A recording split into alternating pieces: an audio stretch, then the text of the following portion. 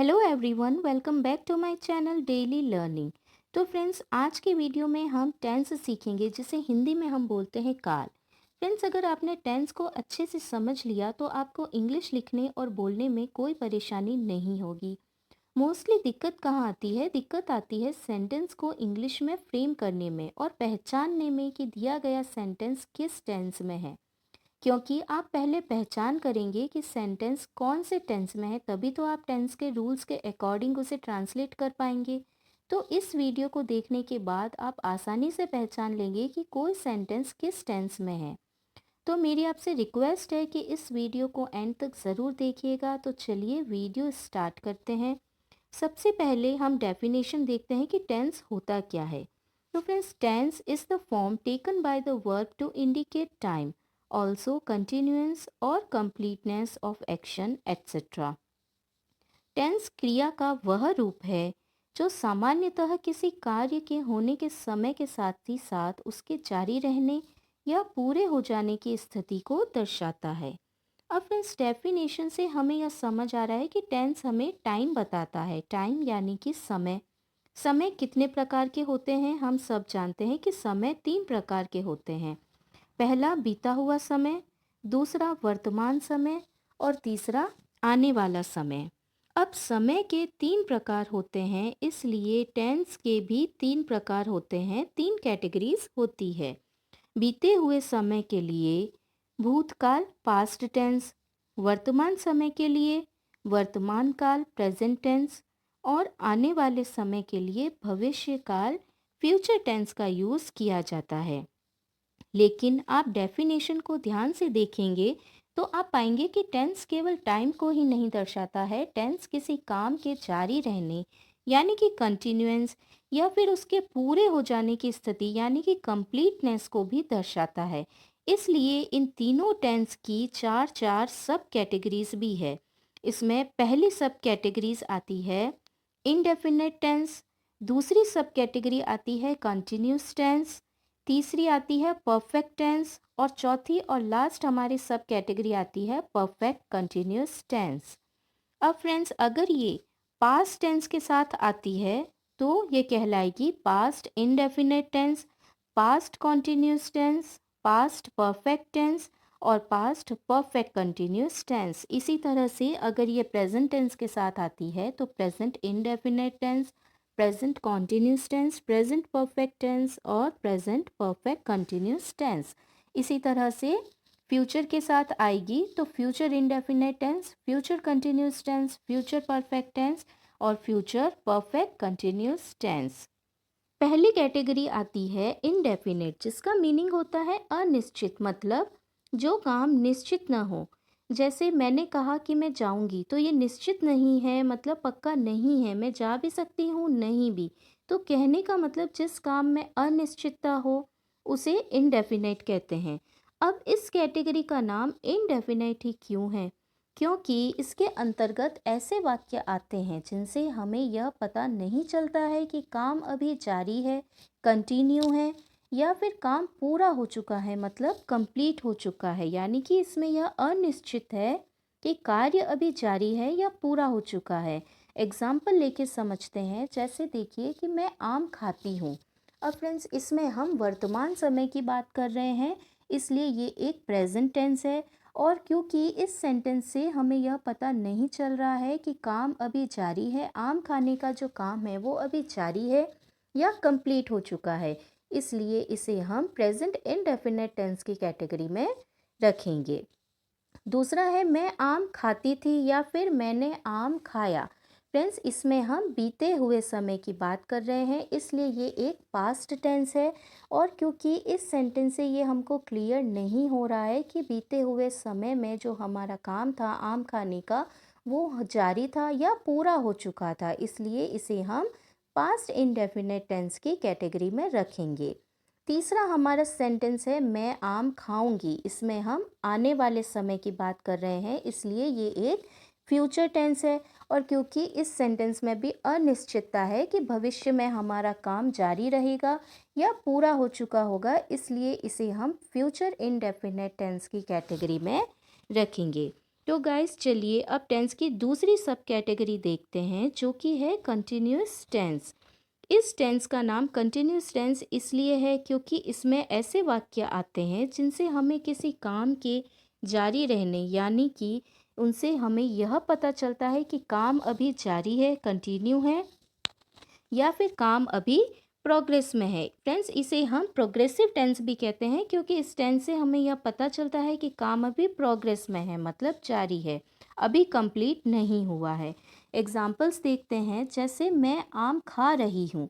Friends ये वर्तमान समय की बात हो रही है, वर्तमान समय में मैं आम खा रही हूँ, इसलिए ये एक प्रेजेंट टेंस है। और क्योंकि इस सेंटेंस में जो हमारा काम है वो अभी जारी है, मतलब काम अभी चल रहा है, कंप्लीट नहीं हुआ है, इसलिए इसे हम प्रेजेंट कॉन्टिन्यूस टेंस कहेंगे। नेक्स्ट है मैं आम खा रही थी। ये एक बीते हुए समय की हम बात कर रहे हैं, इसलिए ये एक पास्ट टेंस है। और क्योंकि बीते हुए समय में हमारा काम जारी था, इसलिए इसे हम पास्ट कंटिन्यूस टेंस की कैटेगरी में रखेंगे। नेक्स्ट है फ्रेंड्स हमारा सेंटेंस, मैं आम खाती रहूँगी। जैसे आप कहते हैं ना कि उस टाइम पे मुझसे मिलने मत आना क्योंकि उस टाइम पे मैं फ़ुटबॉल खेलता रहूँगा, तो उसी तरह का सेंटेंस है। इसमें हमें यह पता नहीं चल रहा है कि फ्यूचर में किसी पर्टिकुलर टाइम में कोई काम होता रहेगा या काम कंटिन्यू रहेगा, काम प्रोग्रेस में रहेगा, इसलिए इसे हम फ्यूचर टेंस और फ्यूचर कंटिन्यूस टेंस की कैटेगरी में रखेंगे। तो चलिए अब देखते हैं हमारी तीसरी सब कैटेगरी जो कि है परफेक्ट टेंस। परफेक्ट का मतलब होता है कंप्लीट यानी पूर्ण हो जाना। इसे हम परफेक्ट टेंस क्यों कहते हैं? क्योंकि इसके अंतर्गत ऐसे वाक्य आते हैं जिनसे हमें ये पता चलता है कि काम कंप्लीट हो चुका है, मतलब काम पूरा हो चुका है। एग्जाम्पल्स देखते हैं, जैसे मैं खा चुकी हूँ। अब फ्रेंड्स ये एक वर्तमान समय की हम बात कर रहे हैं कि वर्तमान समय में हमने हमारा जो खाने का काम है वो कंप्लीट कर लिया है, मैं खाना खा चुकी हूँ। तो ये वर्तमान समय का सेंटेंस है, मतलब प्रेजेंट टेंस का एक सेंटेंस है।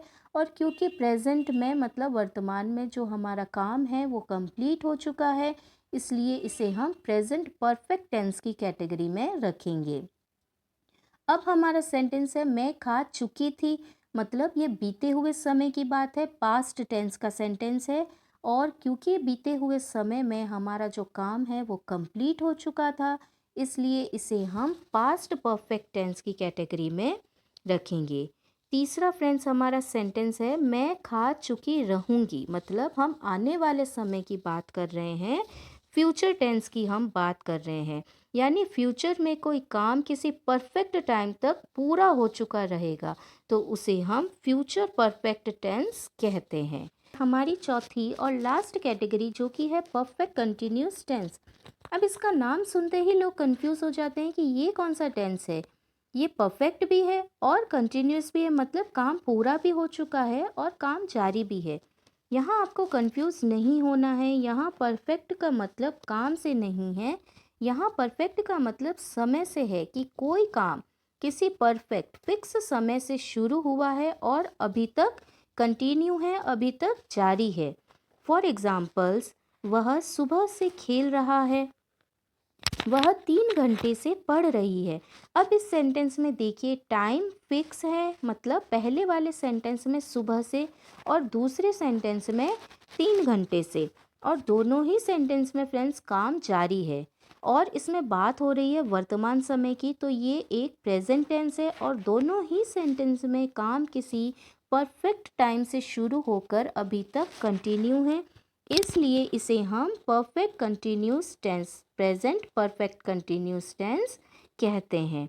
इसी तरह अगर पास्ट की बात करेंगे तो हम कहेंगे वह सुबह से खेल रहा था, वह 3 घंटे से पढ़ रही थी। इसमें फ्रेंड्स हम दोनों ही सेंटेंस में बीते हुए समय की बात कर रहे हैं, इसलिए ये पास्ट टेंस है और दोनों ही सेंटेंस में काम किसी परफेक्ट समय से शुरू होकर और काम जारी था, तो इसलिए इसे हम पास्ट परफेक्ट कंटिन्यूस टेंस की कैटेगरी में रखेंगे।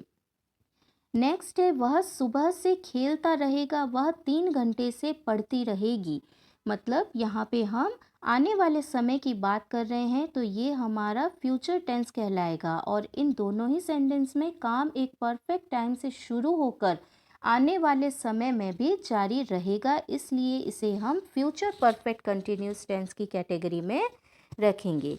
तो फ्रेंड्स, आपने देखा कि टेंस की 3 कैटेगरी होती है। पहली भूतकाल, दूसरी वर्तमान काल, तीसरी भविष्य काल, मतलब past tense, present tense and future tense. और इन तीनों ही कैटेगरीज की 4 सब कैटेगरीज होती है, जिसमें पहली है indefinite tense. Indefinite tense friends किसे कहते हैं? जिनसे हमें यह पता नहीं चलता है कि काम अभी जारी है, कंटिन्यू है, या काम कंप्लीट हो चुका है, मतलब काम पूरा हो चुका है। दूसरी हमारी सब कैटेगरी आती है कंटिन्यूस टेंस। इसमें फ्रेंड्स ऐसे वाक्य आते हैं जिससे हमें ये पता चलता है कि काम अभी जारी है, मतलब कंटिन्यू है, काम अभी प्रोग्रेस में है। तीसरी हमारी सब कैटेगरी आती है परफेक्ट टेंस। इससे हमें यह पता चलता है कि काम जो है हमारा वो कंप्लीट हो चुका है, एकदम परफेक्ट मतलब पूर्ण हो चुका है। और लास्ट हमारी सब कैटेगरी आती है परफेक्ट कंटिन्यूस टेंस, जिससे हमें ये पता चलता है कि काम किसी परफेक्ट समय से शुरू होकर अभी तक जारी है, मतलब कंटिन्यू है। तो फ्रेंड्स, इन तीनों कैटेगरीज को जब हम सब कैटेगरी के साथ कंबाइन करते हैं तो हमें टोटल 12 टेंस मिलते हैं। नेक्स्ट वीडियो में हम सेंटेंस फ्रेम करना सीखेंगे। तो ये वीडियो अगर आपको पसंद आई हो तो please like, share and subscribe करना मत भूलिएगा। Till then keep practising.